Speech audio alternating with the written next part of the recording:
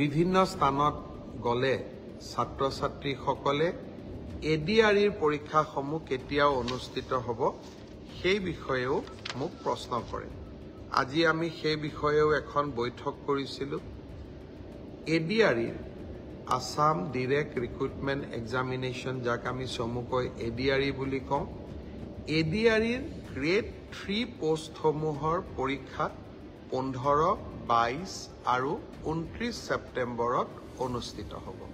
মই আকৌ এবাৰ কৈছোঁ যে গ্ৰেড 3 পোষ্টসমূহৰ বাবে ইণ্টাৰভিউ 15, 22 আৰু 29 ছেপ্টেম্বৰত অনুষ্ঠিত হ'ব। এই পৰীক্ষা এইবাৰ লোকসেৱা আয়োগে পতা পৰীক্ষাৰ আৰ্হিত হ'ব।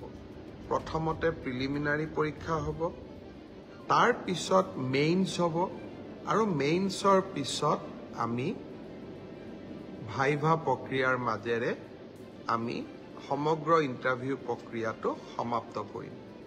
প্ৰিলিমছ এক্সাম তৃতীয় শ্ৰেণীৰ পদসমূহৰ বাবে 15, 22 আৰু 29 ছেপ্টেম্বৰত অনুষ্ঠিত হ'ব।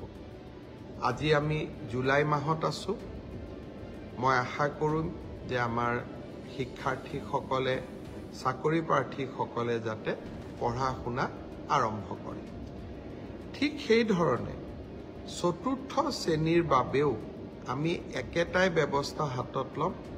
প্ৰথমতে প্ৰিলিমছ, তাৰপিছত মেইনছ আৰু তাৰপিছত ভাইভা ভচি।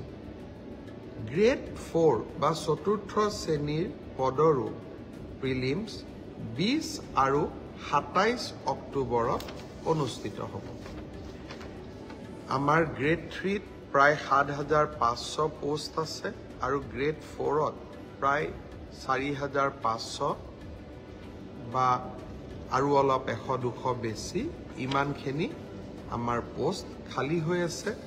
এটা স্বচ্ছ নিযুক্তি প্ৰক্ৰিয়াৰ মাজেৰে আমি এই পদখিনি পূৰণ কৰিম।